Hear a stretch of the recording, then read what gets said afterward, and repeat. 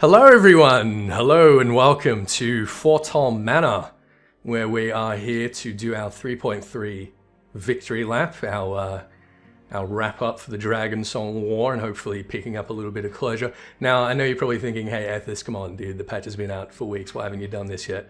Well, if you follow me on Twitter, you would know, and you can probably see right here, that David Bowie's taken precedence. That's what we've been working on. That comes before everything else. I don't know, whenever I do my relic, like if I start it, I just can't, I just have to do it, you know? I have to do it until it's done. Anyway, so if you hadn't realized that that is David Bowie's face there, that is 100% confirmed. That's where his soul's gone. Some people thought that we were getting Yzael's soul, some people thought we were getting Orchefon. I knew all along that it was in fact going to be David Bowie. Is it too soon? Is it too soon for that? I feel like it's never really late enough for that kind of thing. Anyway, let's get this show on the road. The paths we walk. Deep in thought, the House Confronting manservant reflects upon a day not so very long ago. Well, it was pretty long ago now. It's pretty long ago. It's a couple of weeks. Oh, if you guys can't hear, my voice isn't real good. I'm still recovering at the moment. I'm always sick with something. That's not news to you guys. 'Twas bitterly cold when you first came to our city, when I stood waiting for you before the Ark of the Worthy. To think that was where it all began. How much has changed since that day. Forgive me. Of late I've been studying the works of a Belladine poet king, Lore, who wrote, "To ye who ask of things to come, give thought to what is past and gone." Now that's a little bit ironic, coming from a Belladine king, coming from people that basically worshipped the Marquis, but it's neither here nor there. So rarely have we the luxury to reflect on the choices we have made, on how they have shaped our lives and the lives of others. Even I, a mere steward whose deeds would not merit a footnote in the annals of history, can see the value in this. I say this to you, Master Ranthim, because as you move, so too does the world. Pray spare a moment to contemplate your journey while you can. The road stretched on, obscured by an endless veil of snow. Somewhere in the white beyond stood the great iron gates, and on the other side a humble manservant who awaited the coming of 3 travelers. So we're doing a retrospective, are we? Visit Elise in the Jude Crozier. Okay, so I guess we're just going around and like talking to all the NPCs that we've met and reflecting. Now I think it's really nice that they put this in here because a lot of people were complaining about the amount of like fluff and filler and stuff like that that was in the main scenario. So what they've been doing recently, of course, is that they've been cutting down the main scenario more and more and more. So it's just like the absolute bare essentials to get the point across in a lot of cases. And it means that, again, a lot of people, what people think of as filler and, you know, dialogue and fluff and stuff like that, which I really value, they've taken out. I'm glad that they're putting it in other places in these, you know, these little side quests, rather than just removing it from the world altogether, because that would be a real shame. A warm welcome to you, Master Ranthim. To what do I owe the pleasure? Oh, just reminiscing, you know, what's up? Retracing your steps from those first days in Ishgard. I see. Well, no one could begrudge you for indulging in a little nostalgia. I'm reminded how much I owe you and yours. Lest you forget, foreign merchants were subject to a frankly unreasonable level of scrutiny until relatively recently. Not so now, however. Now goods from every corner of Eorzea flow into our markets. And that, my friend, is change we can all appreciate. Merchants of all nations speak a common tongue, and its words are coin. Oh god, I hope these merchants here don't start getting a little bit too much Uldan, a little bit too much Lullifelian. Needless to say, there's a little profit to be had in prejudice, especially against those who have received the patronage of a count. Thus, when the wards of the House Confronting arrived at market, she was only too happy to make their acquaintance. Yep, I remember that. I remember Elise. Where are we going next? Gibrillon, in the Forgotten Knights. That's the proprietor, isn't it? Of the Forgotten Knight? Gibrillon? What'll be then? Ale? Mulled wine? Oh, no, don't tell me. Tea? Nah, dog, I'm just reminiscing. Just being indulgent. Oh, so it's memories then, is it? Now there's a bitter draught that will leave you wanting. Assuming you can remember your own name, that is. Take your friend Tataru. One moment she's just another girl waiting on customers, clearing tables and so forth, and the next she's got a dozen admirers asking after her every bloody night. I'll be damned if I can remember how it happened.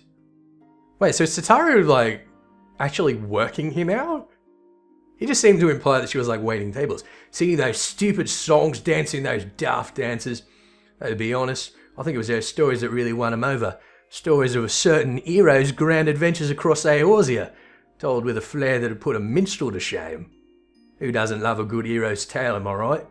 Hells, we've even found one about the man who built this tavern. It was one of them founding fathers of Ishgard, or so it goes. Now, as the Enchiridion told it, besides Aldrich, the only knights who survived the battle with Nidhogg were the founders of the high houses. Of course, these days, we all know better than to put too much stock in the words of the church, eh? Now, that is interesting. The Enchiridion is one of the core texts. It's basically the Hellenic Bible. Now, this is saying, besides how the only knights who survived the battle were the founders of the high houses. Now, that, as we've talked, is the basis for the assumption that pretty much everyone in Ishgard is related to those high houses, and that all of the landlords, as the Mughals call them, all of the old Ishgardians, are not here anymore. And that's why I think, and I've mentioned other places, I think the lot of them that did survive fled down south to the Twelveswood, and that's why we see so many Wildwood in the Twelveswood, not so many Duskwhite, as it were. Anyway, that's neither here nor there. But there's more to our tale than just words. There's a sword too, one which has been passed down from proprietor to proprietor since before anyone can remember. She's a rusty old bugger, but if you look closely at her handle, you can just about make out an inscription. Brothers brave and true, live well, forgotten and content. Oh, and that's where the name Forgotten Knight comes from. A man who forsook wealth and fame, chose a life of a humble tavern keeper. Oh, it's just a tale, of course, albeit a good one. As for the truth, who can say, friend, who can say? He knew everyone's story, though he would never share his own. An optimist, he wanted to believe in the best of people. Sometimes that faith would be rewarded, other times betrayed, but he would listen regardless, and he would hope. That's lovely, that's really nice. I like the idea that Guibrillon is a son of a great knight. A great knight who, after seeing Haldreth's betrayal, laid down his sword and took up the life of a tavern keep. See, I would have liked to have done this for ARR as well. A lot of like the minor characters, particularly like at the beginning of ARR, when you're not really paying much attention, you haven't gotten like super invested in the lore and the story yet. When you play through a second time, like I was for Methus, and then of course for Grantamelis, a lot of those characters near the beginning, you're sort of like, oh yeah, and you know, they really resonate with you, and it would be nice to sort of have something like this to touch base with them. I think this is really, really nice. Master Antheme, I was but this moment thinking of you. I'd hoped to speak with you at Sir Emeric's investiture, but circumstances conspired to prevent me from attending. Mayhap you allow me to say now what I could not say then.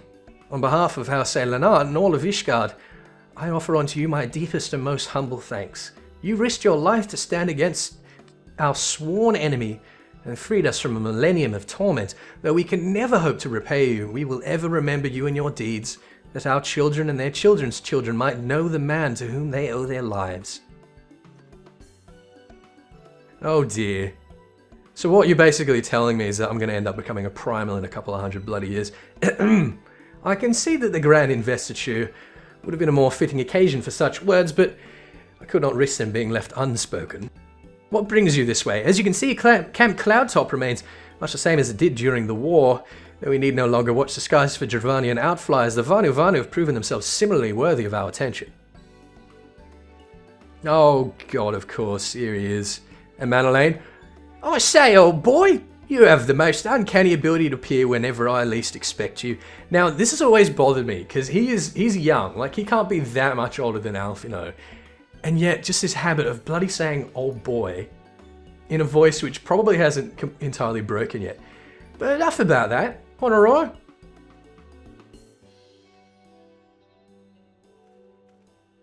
I love how he's got the scar now on his head from when he got mubbed. Ah, yes, my lord.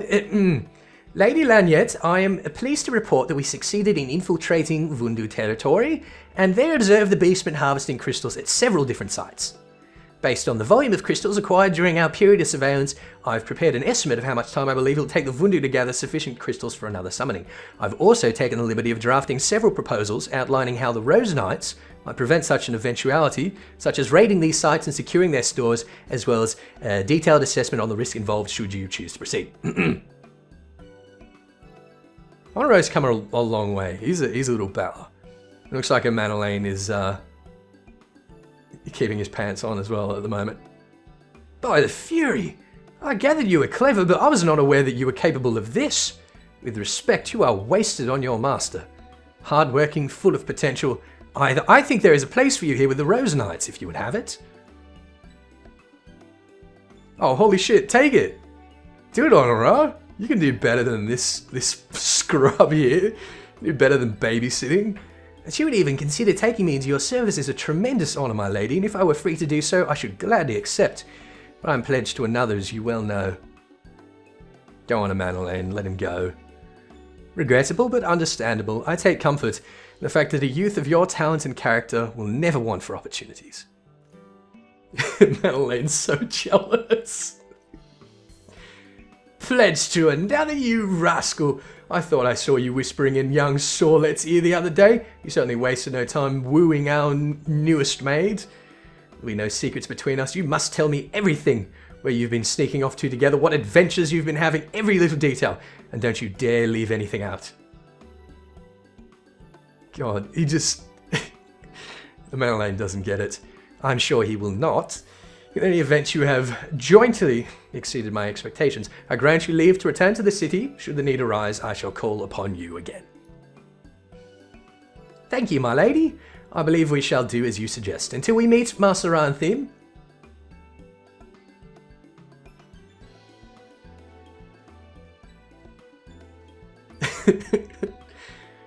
Not so fast, old boy. The next airship isn't due for another hour and we have so much to talk about. On a row, on a row. Is it on a row or on a roy? I think it's on a row. I'm not very good with French names, in case you guys hadn't noticed. For all the ladies' disdain, it was an old familiar dance. To her, Lord Manolane would always be the boy fumbling for a compliment. And perhaps there was comfort in that. Memory of home on a bleak frontier. Oh, that's a bit depressing. 1,000 pardons, Master Ranthim. Had I known you were planning to pay us a visit, I would have seen that you received a proper reception. A feast, perhaps, or at least a formal welcome with the men in full dress. Oh, shut up, Redwood.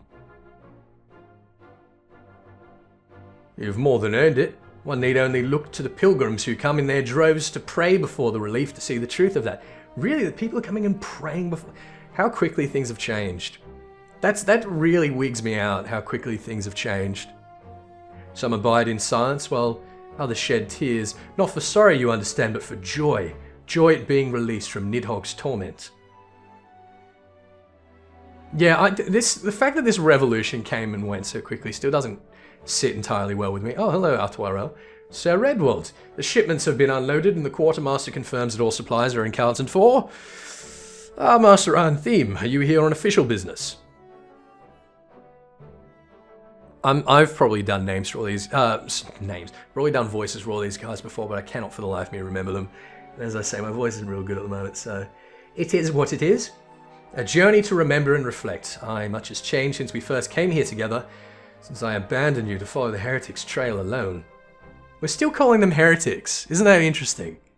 Come, my lord, mayhap you recall the survivor whom you carried back to Falcon's Nest that day? Well, his wife but recently gave birth to their first child. Is that so? Well, well, mayhap I should pay him a visit. Though he would doubtless be honoured, my lord, you need not put yourself to such trouble. Your responsibilities as Count surely leave little time as it is. Oh, of course, Edmont has effectively retired, hasn't he? Think not on that. I am still me and you are still you. Whatever our respective titles, I would speak to you as a friend.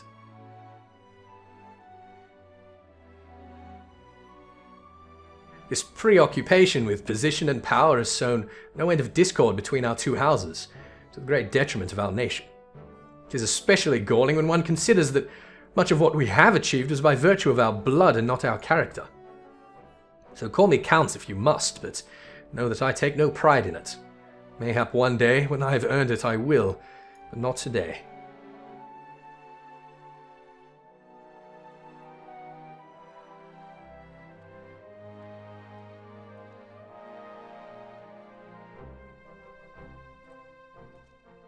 Still himself, is he? I suppose you're right there, Redwood. An honourable man, mindful of tradition, he was loath to accept the assistance of a foreigner in exile. But when forced to confront bitter truths, he looked within and found himself wanting. Pride be damned then if it lead one astray. He would set aside his prejudices and join hands with this gifted outcast for the greater good of Ishgard. Okay, what's next? Supreme Sacred Tribunal of Hellenic Inquisitory Doctrine.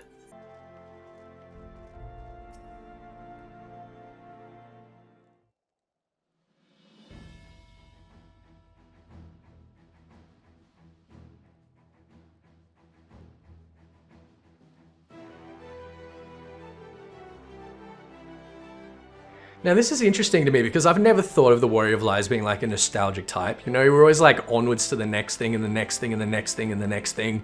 And it's like, it's come to the point where I've just assumed that it's part of our character that we never really look back. So while this is nice, at the same time it's kind of strange. 2 foreign heretics against 2 knights of the Heaven's Ward. Under the watchful gaze of the Fury they would fight and the winner's claims would be proven true. Was the opening gambit of a greater game whose stakes would remain unknown for some time.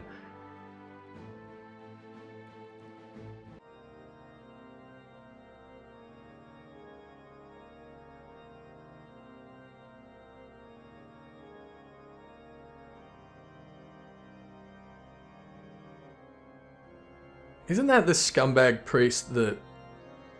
Your Master Ranthim, if I am not mistaken?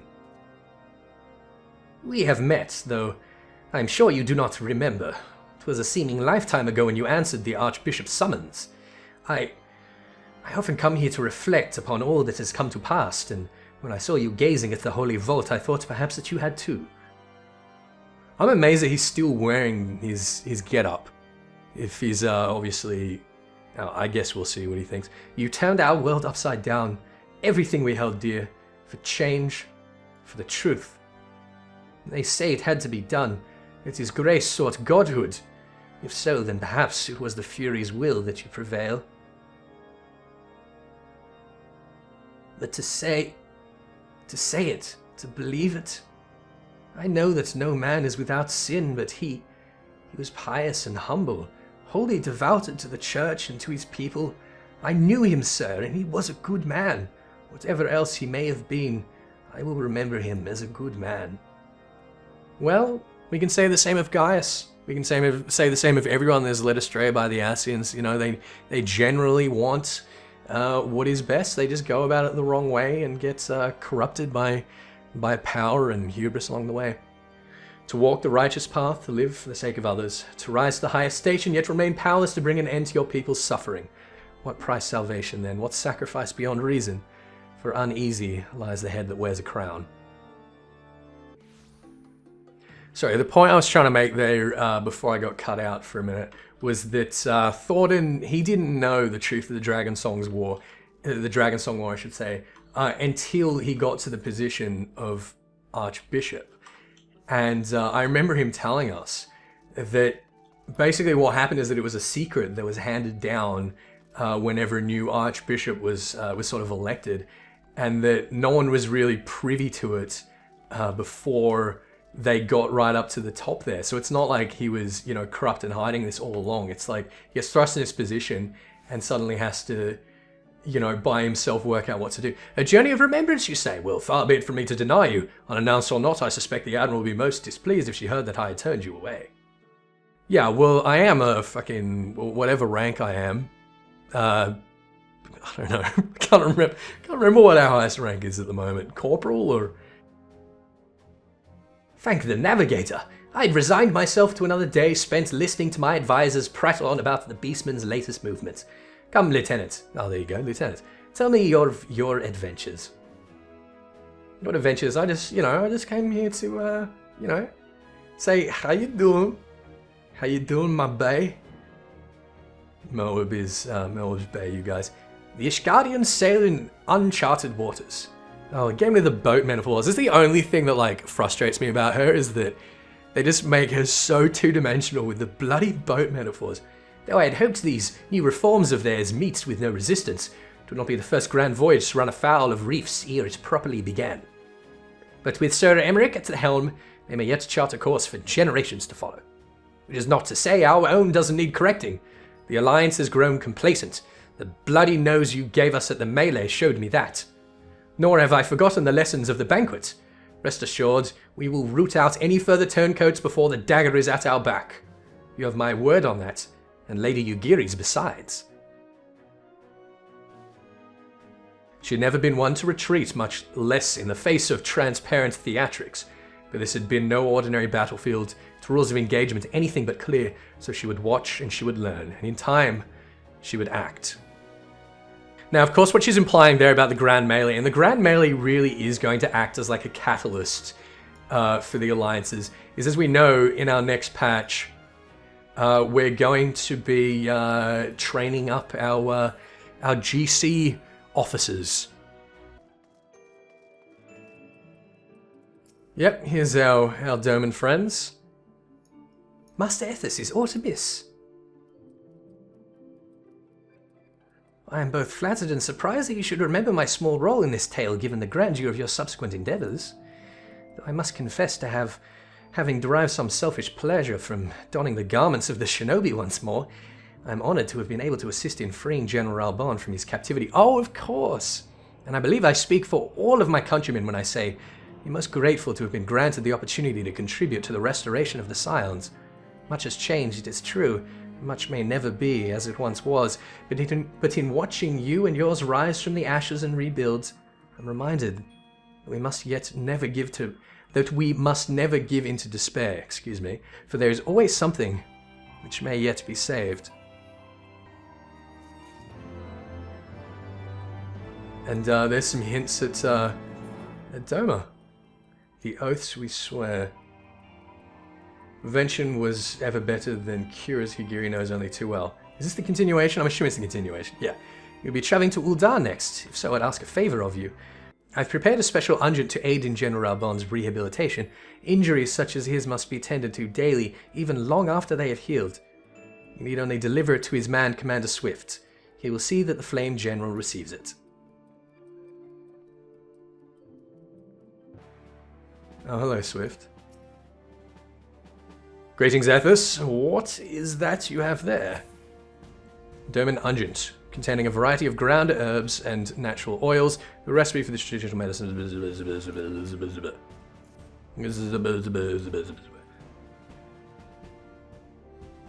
Unguent?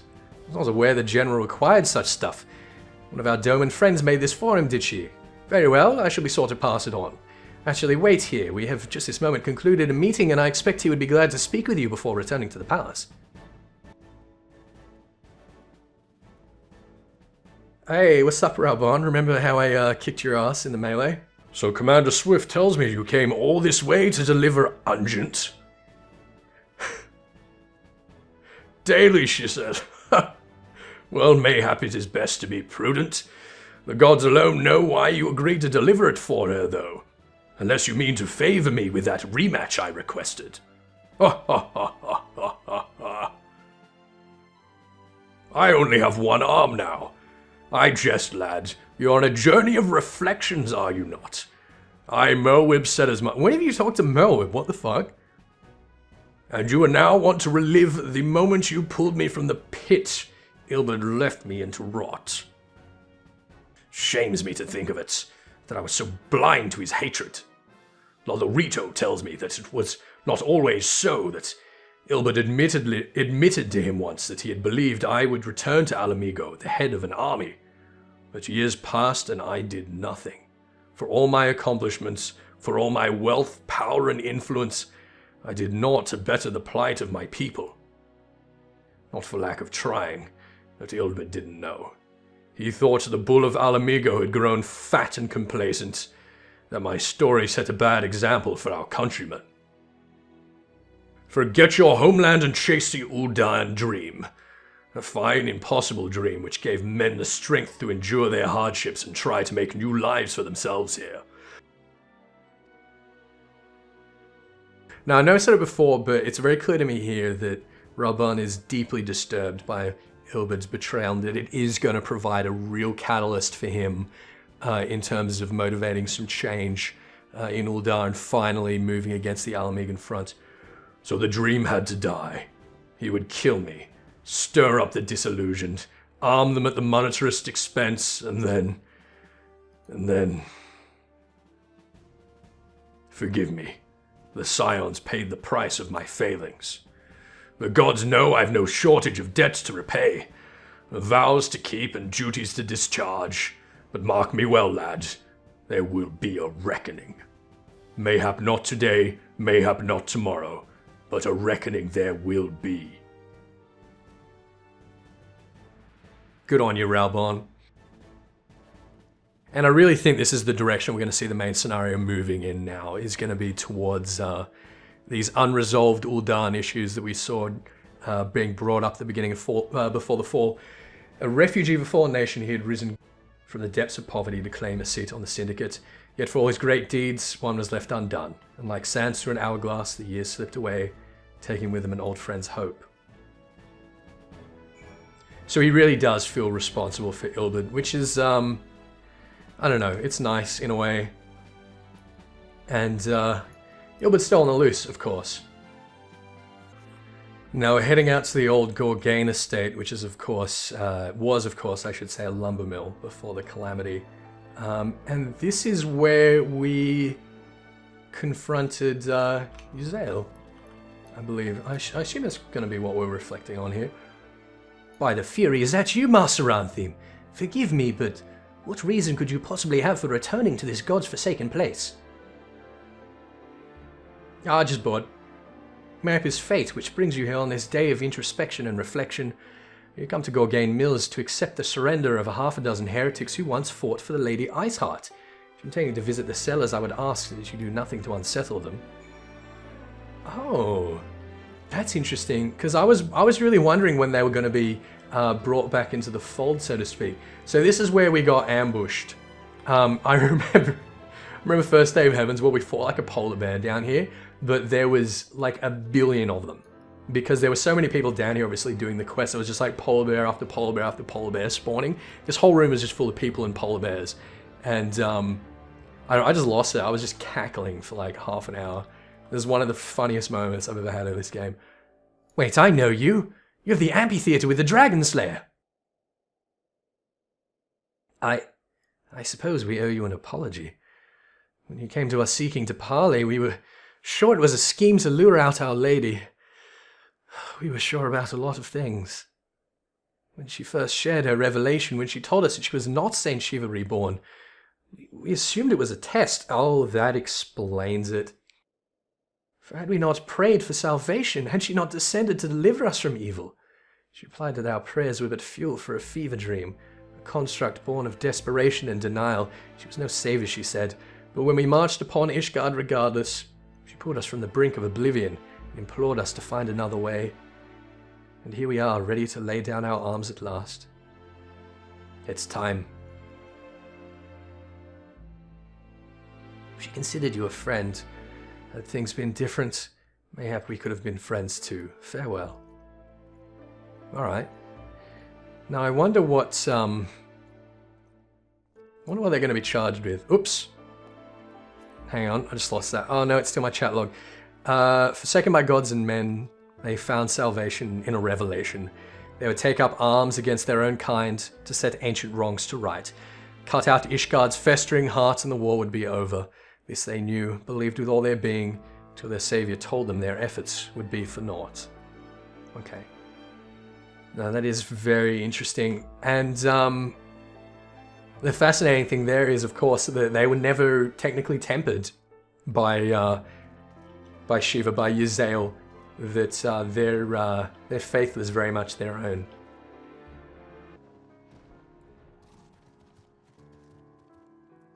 Chancellor? Well, if it isn't the great warrior of light himself, he who slew the dreadworm Nidhogg, bringing an end to 1,000 years of war and my very livelihood.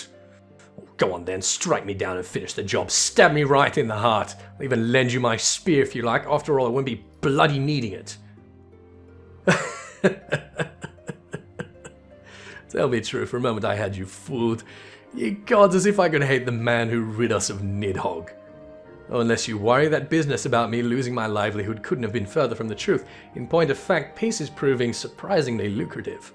As our nation's ties with Race Velga's brood have grown stronger and our interests in Travania have begun to expand, we've seen a marked increase in the number of travelers on the road. Needless to say, said travelers required protection, which we were only too happy to provide. Granted, such work will not earn you a lordship like slaying a dragon might, and it pays well and is far less prone to end in incineration. Seems a reasonable enough compromise, all things considered. As long as there are wars to fight, there will ever be those who take up arms, not out of hatred or even a sense of duty, but merely for want of better employment. When presented with an alternative, such individuals may gladly trade their swords for scythes, or, failing that, pledge themselves to a more worthy cause. Oh, that's nice. Alright, I think I'm going to start cutting between these locations with a little bit less ceremony, because, I knew this quest was going to take a little bit of time, but I didn't realize that we were literally going to be talking to every single NPC that had been involved in the entire bloody Heavensward. Something that matters, son. Naff give you trouble. A journey of remembrance, eh? Gods, it feels like only yesterday Yzael turned up in tail feather with you in tow. Back into our lives and gone all too soon. I'll ever tell you how we found her 5 years back. In a torpor out in the forest all by her lonesome. Aye, well, we weren't about to leave her there, so we carried her back here and tended to her till she wake up. Didn't say a word for days, Yzael. Just sat there and stared up at the sky as if the ground held nothing for her.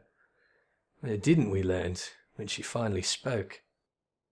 Now, you might think she's not one to smile, but if you'd seen her in those years that followed... And one day, all of a sudden, she says she's got a truth that must be shared. Up and leaves, for the gods knew where. That was the last we heard of her, for a time. Redemption's not beyond us, friends. Come and hear the truth. Come and hear the Lady Iceheart speak. They did from far and wide. So the story went. Some said there was nothing in it, but I knew. I knew. I think, Ethis, that deep down most folk want to do right by themselves and by others. And they try, oh, how they try. You do, certainly, and so did she. Master Chant will see you on your way. Apologies, you came here to think on your own memories, not to listen to mine. I take it the Nath are next. Right then, if you do this properly, you'll need to gather up your incentives same as before. In case you've forgotten, that's a basket of fresh Calum tree fruit, a good-sized jar of landtrap nectar, a dirty great cartload of young Nunca flesh. Really, dude? Come on, lad. Surely you can't be that bloody daft. You're more than welcome in their village already. Safe travels. Yeah, you're damn right. I'm head of their bloody adventurers guild by now, aren't I?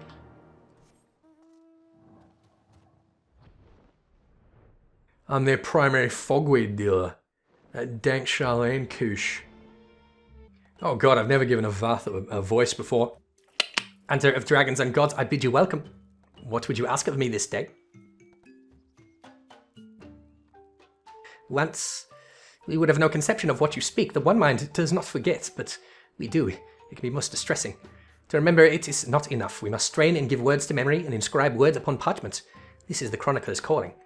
He wrote of how you came to Lost Asvath, and how you left to slay Ravana, and how the young hunter trained with the old hunter while you were away. We shall treasure these memories, the history you have given us, and when the new Vath join us, we shall share it with them as well.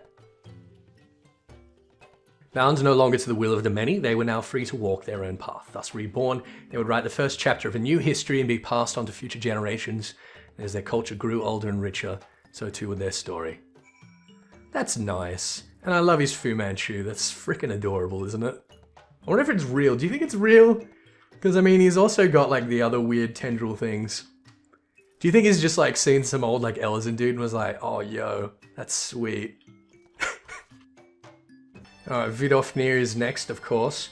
Vidofnir, I don't know how you can sleep here with those bloody bagpipes going all the time. Friend of Yzael, warrior of warriors, thou art ever welcome in Anak's shrine.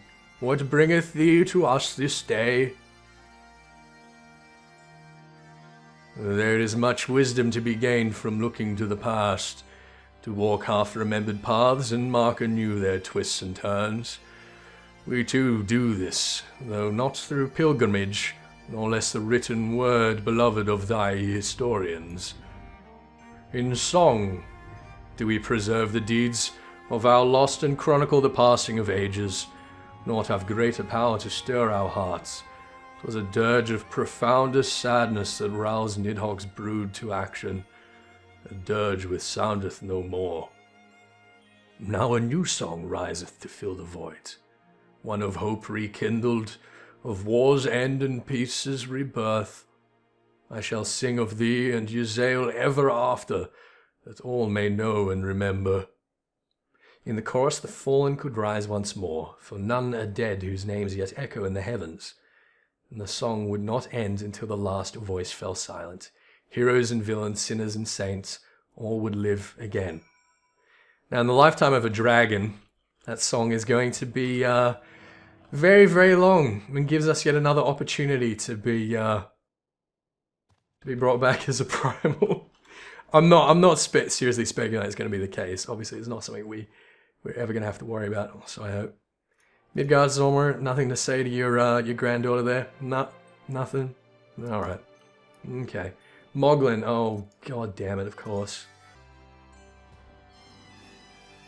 Alright, Big Chief.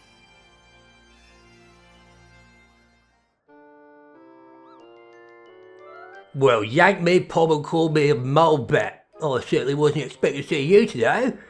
Still calling yourself Ethist. Not to see anything wrong with that, Capo. Anyway, what are you doing here?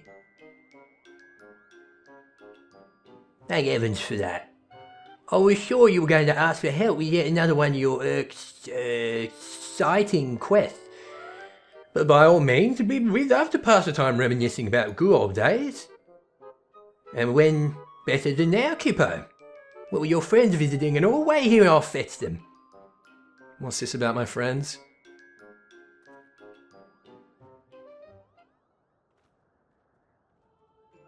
Oh!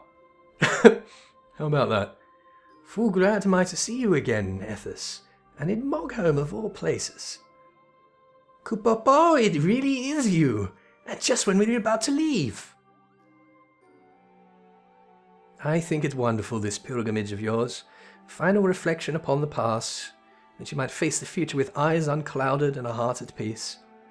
Few would deny that the events of recent days warrant such contemplation. Whoa, recent days?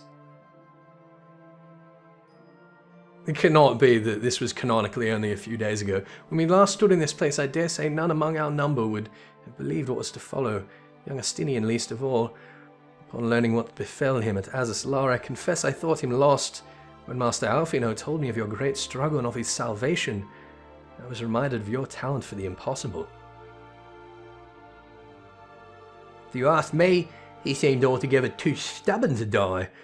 Now, I suppose it is no small feat to evict a spite-filled worm once it has made its home in one's head.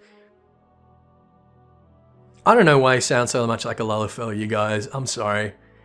With Nidhogg's passing, the children of Ishgard and Dravania may at last look to the future. It is my hope, however, that they will not forget the deeds of history, nor the many thousands of lives lost in their conflict. For only through remembrance will they avoid the mistakes of the past.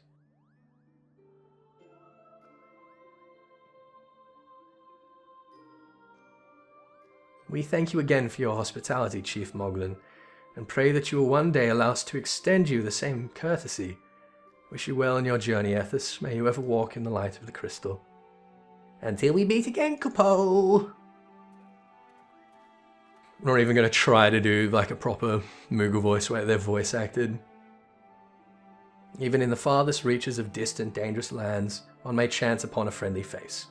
Though given to mischief and largely unconcerned by the troubles of the outside world, they came to understand Ishgard's plight and agreed to lend their aid. Eventually, that is. After we'd bloody picked up a few bloody baskets. God damn. Make camp. Alright, we're going back to our old campsite.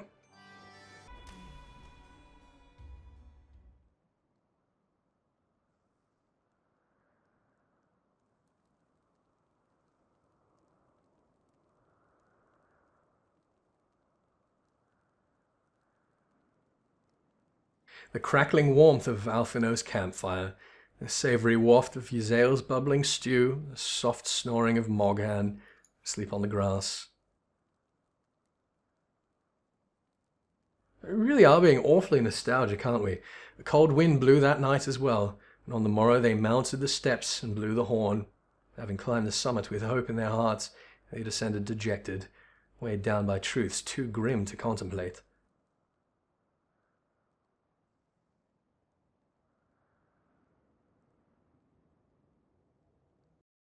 Alright, now I wonder what it is that we're up to here.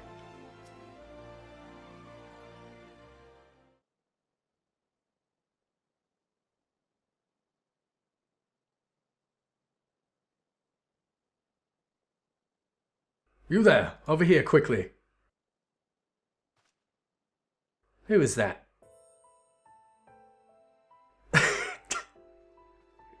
Oh my. Can't believe I just gave the Sultana that voice.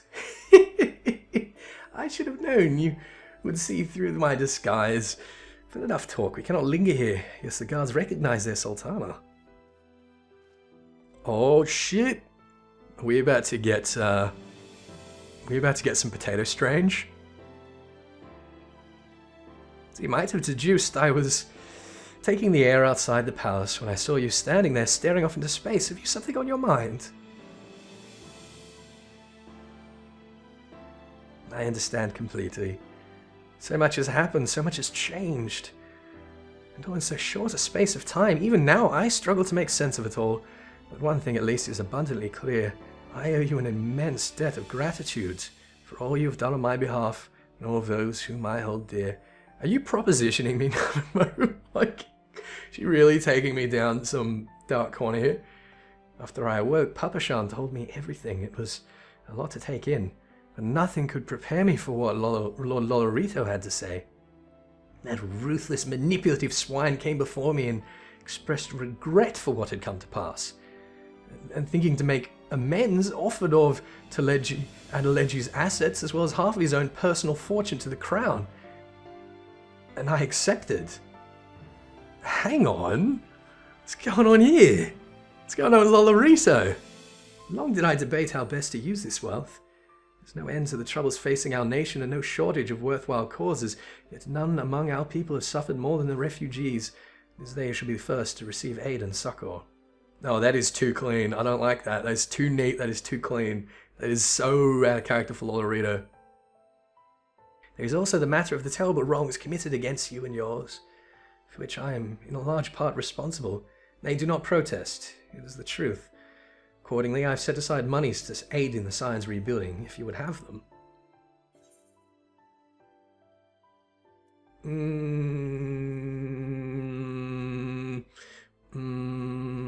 What do I say? What do I say? I don't want to take Lolorito's money. Not sure about this. Nah, dog, I got this. I see. I trust you know that I would never presume to atone for my mistakes with money. I only wish to see it put to good use. Assuming you have no objections, I shall pledge the funds to the continued development of Revenant's Toll. Listen to me. So much for enjoying a moment's respite outside the palace walls. It rather seems that... I accidentally clicked there. Lady Lyra! Lady Lyra! You must come at once. Father is worried, sick, you know. Oh, confound it, you lot. Search this area. I know she came through here. On the other hand, it is essential that a ruler see firsthand how her subjects go about their daily lives. I have not visited the markets in weeks. It seems ashamed to let this opportunity go to waste. Ethis, might I impose on you to have a brief yet cordial conversation with those Sultan Sworn? I'll leave the choice of subject matter up to you. Take care. God damn it, Nanamo.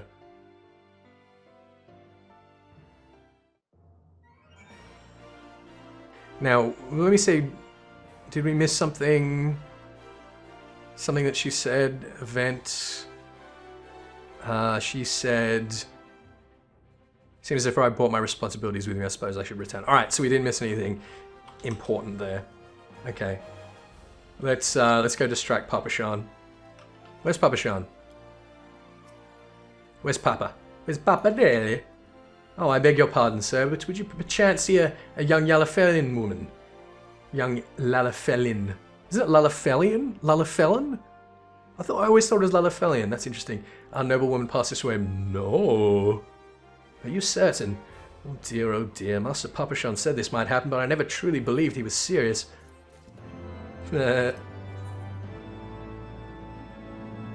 Sports a faintly troubled expression, as if straining to remember something important.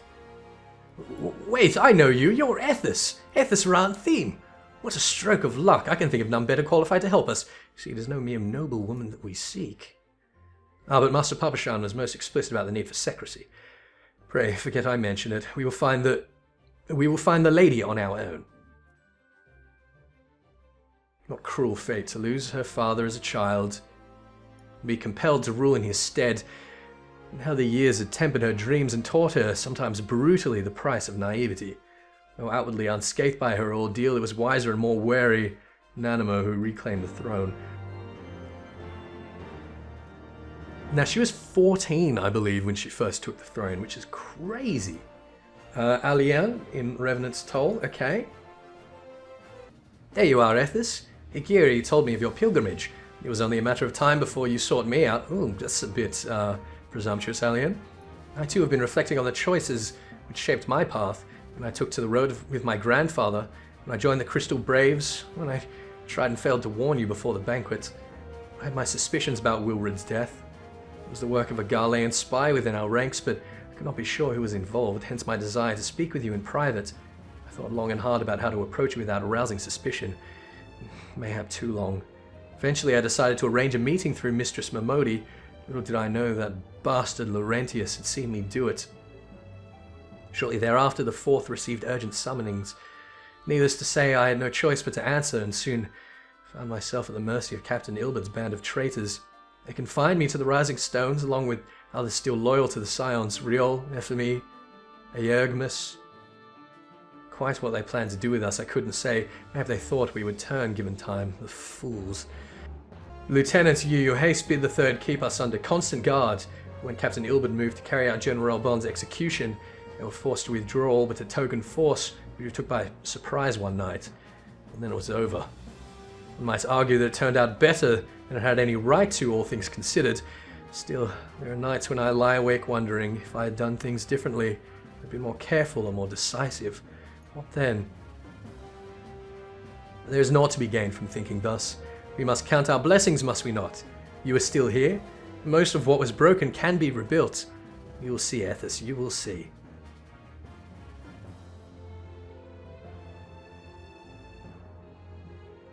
Now I imagine we're going to go for the freedom of all. It had begun with an oath that ended with a betrayal. The conspirators turned on their comrades for coin and country.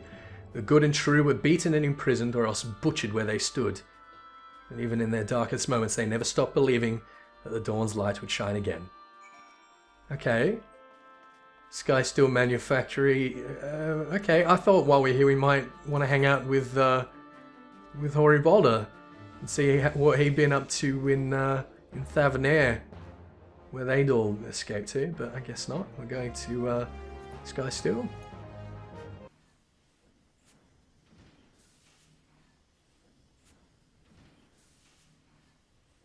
Why, hello there, Ethis. Fancy meeting you here.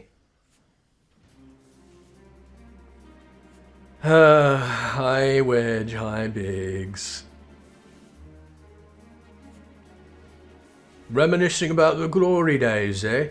Aye, we spent many a sleepless night hammering away in that corner of ours. How's your mana cutter holding up, by the way? Oh man, I haven't used it in such a long time. Yeah, it's great. That's good to hear. Not that I had any doubts, our craftsmanship's second to none. Quite right. It will take more than swirling winds and raging dragons to bring her down, and that, my friend, is an ironworks guarantee. Speaking of which, on the back of the field test success, we've gone ahead and licensed the design for mass production. Soon the Sky Steel manufacturer will be churning out mana cutters by the dozen. Which is why we're here today, as a matter of fact, to make sure their machinists don't bugger anything up. Apparently adventurers have been queuing up to place an order, and even some sky pirates.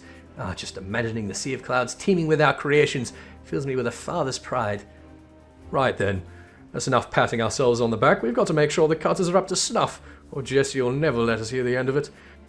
From now till we finish, there'll be no more breaks, distractions, and not one wink of sleep, do you hear me? Oh! Oh, God, fracking cart chocobo. Chortle, chortle, chortle. Ho, ho, ho. Hee, hee, hee, ho, ho, ho, ho, ho, ho. Well, we'll leave you to it. Till next time, hey?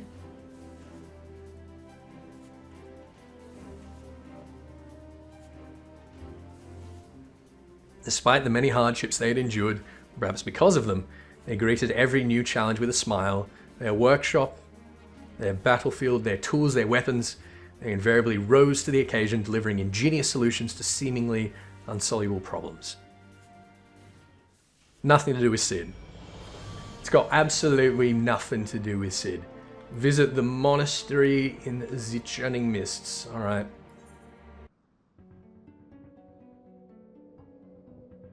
Oh, of course.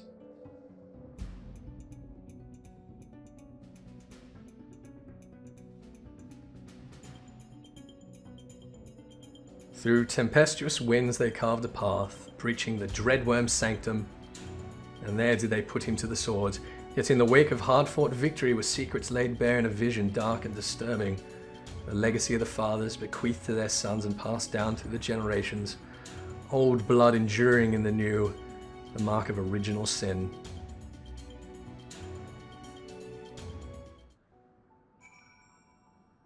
Back to Ishgard? Bloody hell. Hello, Hilda. Hello, Gav. And here he is at last. I just nearly gave her a Lullafill voice. I just started to give her a bloody Lullafill voice. I am so sorry, everyone. I like Hilda. Hilda's a good character. And there he is at last. Gibralot said you'd be wandering all over reminiscing about the days gone by. Seems a bit soon if you ask me. So I don't understand though. Some days I'll be walking through the broom, same as normal. It'll hit me all of a sudden just how much has changed for us. I know it's a bit different from what you've been through. Puts me in mind the first time I saw him, his friends up near Everett being shown around by that house for Tom man. No, you never told me you met before. Yeah, you threw some racial slurs at me, I believe. Wasn't so much of a meet as an heckling, to be honest. When I saw their guide warning him off paying a visit to the broom, it stuck in me craw.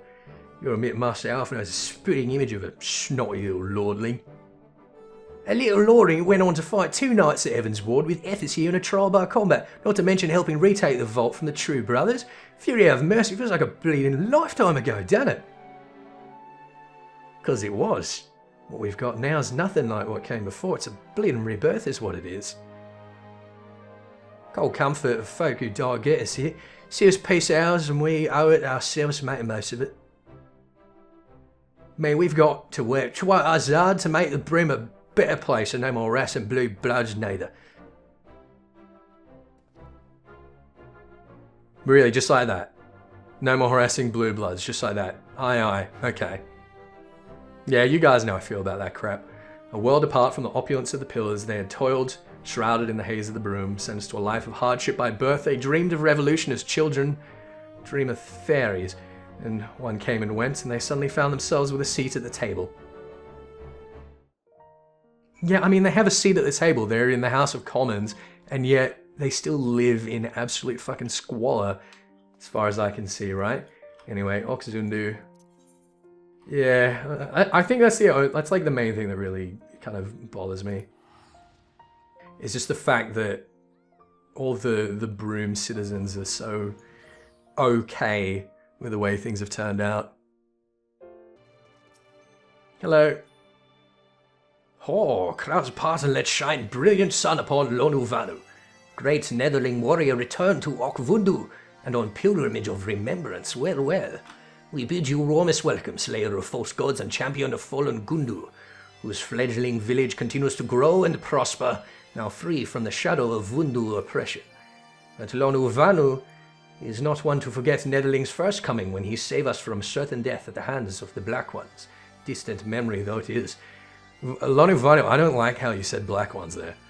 Yes, his many deeds are the stuff of legends. We shall remember the stories and the hero's name, Ethesran theme, for they are worthy of celebration now and ever after. An earnest, good-natured people, they had borne witness to the rage of their beloved god's twisted manifestation and proclaimed it to be false. By the grace of kind travellers were they duly delivered from its wrath, the mad god's death signalling the birth of a new hero. Ymitra. Okay. Alright. Now it's coming back to me. That's right, we went and saw Ymitra about bringing back your Stola, didn't we? Hello, Ymitra. Well met, Ethith. What brings you here this night? Indeed. Though it seems an age, it was not all that long ago that we'd rescued your Stola from the Lifestream. How quickly we begin to forget even those memories most precious to us. In my defense, I might add that I've rarely missed an opportunity to make new memories with my sister in the days since her return. Our conversations are largely on matters of scientific and professional concern, ancient Aladdin technologies, primal Dacians, and so forth. She has an insatiable thirst for knowledge, as you know. Yet while I understand her desire not to burden those around her with her troubles, and to carry on as she did before, I do worry that her willingness to manipulate her and easy to compensate for the loss of her sight may have dire repercussions. Yeah, well, we know all about that, Ymitra. She never told you then. Oh, but of course not. She would rather have defeated the purpose. You should know that the techniques she employs places a tremendous strain on her body. She is, of course, well aware of her limits, and more than willing to ignore them should she deny it necessary. I pray you see that she does not. Regrettably, she is wont to ignore my advice when it does not suit her, yet given your shared experiences, perhaps she will be more willing to heed your warnings. Her sister was under no illusions as to the dangers of life she had chosen. Should the worst come to the worst, Y'shtola would do what needed to be done, pay any price, make any sacrifice, and that without hesitation. She was a woman of conviction, deserving of respect and admiration, and no small amount of worry. Now, I don't think I've done a Mikote for a while, because I gave Ymitra way more lisp than she needed. I was straight to Idleshire. Very good. But we did know that Y'shtola had, I don't know if she told us directly or if we got it through Alfino or someone else, but yeah, we know that what Y'shtola's doing is basically wasting her away. Why must governing great coordination be so difficult? Like herding hares, stupid coils with muchly differing views on glorious nation's future direction.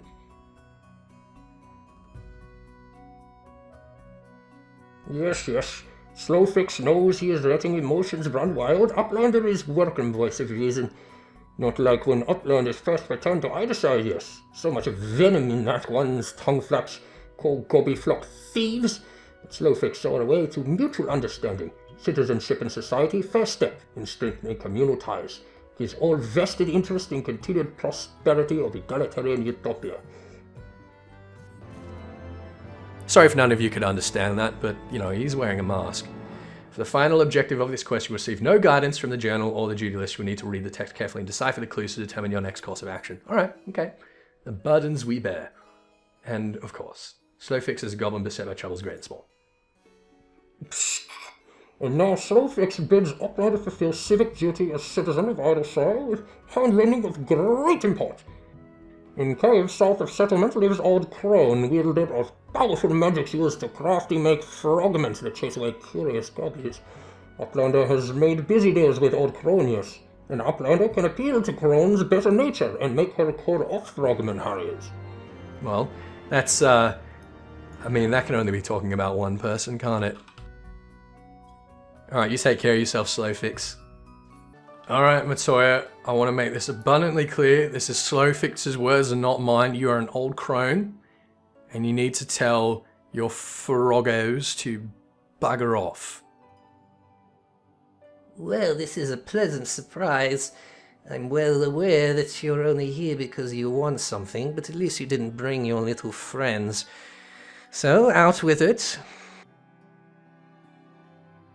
Oh, is that what the goblins told you? That my servants were attacking their poor defenseless scouts without the slightest provocation. Now, she's definitely got the Circle of Knowing tattoo in her cheek, if you people haven't noticed that. Little buggers were trying to eat them. You're lucky I didn't have my Paragos return the favor. You can tell them from me that if they try it again, I will personally feed them to my servants one limb at a time. I do hope you didn't come all this way just to play errand boy for those dirty little scroungers. Aren't you a bit young to be going on grand journeys of reflection? Yeah, I was kind of thinking the same thing, Matoya. It does feel awfully out of character, doesn't it? I don't know about you guys. You haven't lived long enough to have so many regrets. The same goes for that boy, complaining that things hadn't unfolded as he dreamed they would. Makes no difference what should have happened to Minfilia. What matters is what did happen. The past is the past, and no amount of wishing you'd done things differently will make it so. You make your choices, and you do what needs to be done. That's it. That's the attitude you came here with the first time when you wanted to find a way to get to Azazlar. You would do well to remember it. Right then. I think you've wasted enough of my time. It's bad enough that I have to suffer Stoller's unannounced visits. No need of you making a habit of it too. She was the sum of everything that had come before. Triumphs, failures, all essential, all indispensable. Had things unfolded differently, so too would she. What use then to mourn the woman who never was? There's only this time, this place, this choice. Yeah, well, she really is a pragmatist, old Matoya. Helix and Azazlar, okay. Suppose we've got a Vista here as well, do we?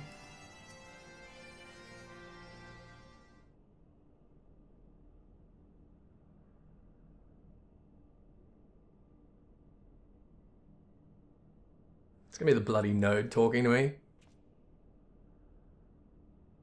You spy something on the ground at the landing's edge.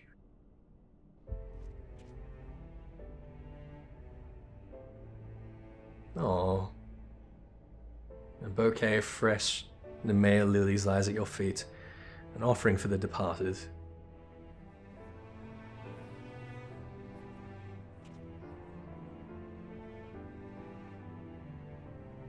A thousand fires blossomed around her as she fell towards the battleship, a crimson star shower amidst the impassive clouds.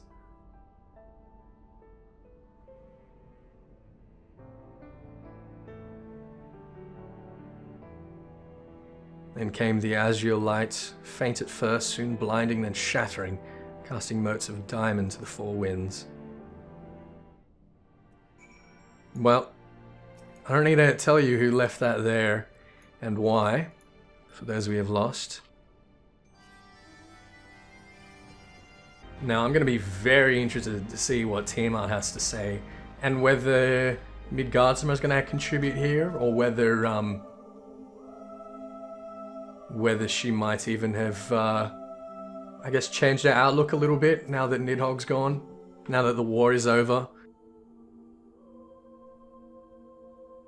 Child of man, chosen of Hydaelyn, naught remaineth for thee here save the delusions of the condemned.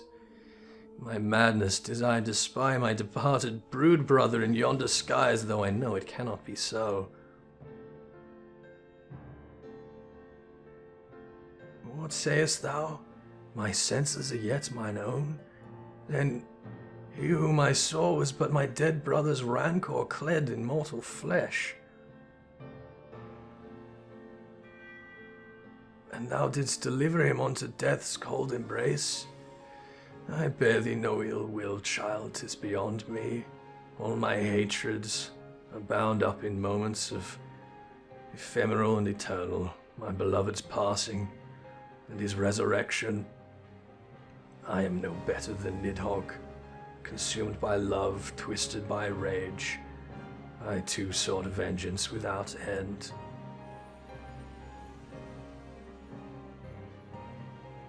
Yet thou hast since renounced it, hast thou not?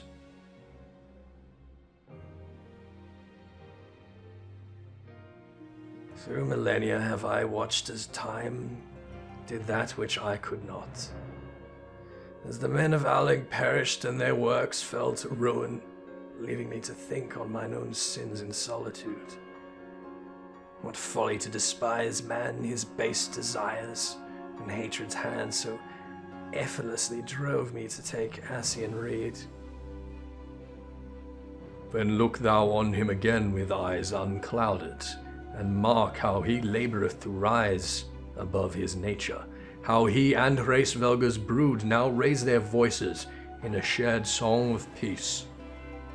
'Tis my dearest hope that it shall prove the founding stone for a bulwark against the dark. As time delivered Alleg onto its rewards, so too will it prove this peace true or fleeting, as I remain here apart and watch. Chosen of Hydaelyn, it is well that thou camest unto me in contemplation, but the road stretcheth ever on, and thy battle is not yet won.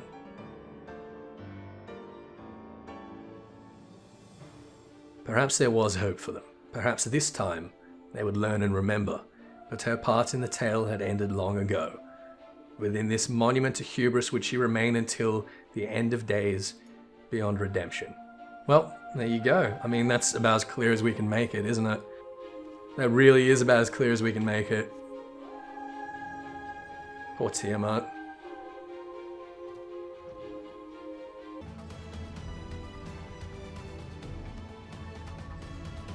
God, my glamour is on point. Just saying. Just saying. The undying ones were defiant, disbelieving, even as death embraced them. And the knights too succumbed, loyal to the last to a cause long lost. His body growing light, the archbishop looked upon the arbiter of his fate, and knew not what he saw. Then it was over. Naught remained save the eyes. Thinking to bear them away from the covetous hands of men, Estinian took the accursed baubles in his own and was truly bent to their will, if only for a time. At a friend's behest they had embarked upon their journey, and so after their triumphant homecoming, all the pomp and circumstance, there was but one way it could end. Oh dear. Pay respects to a friend. Aww. Aww, you guys.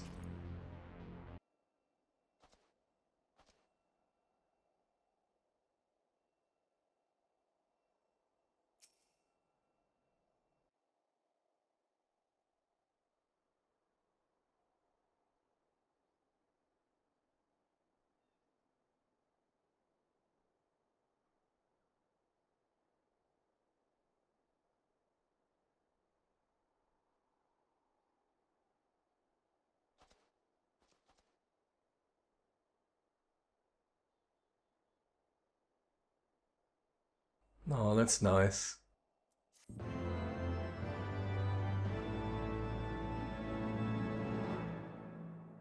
You have learned the emote or chiffon.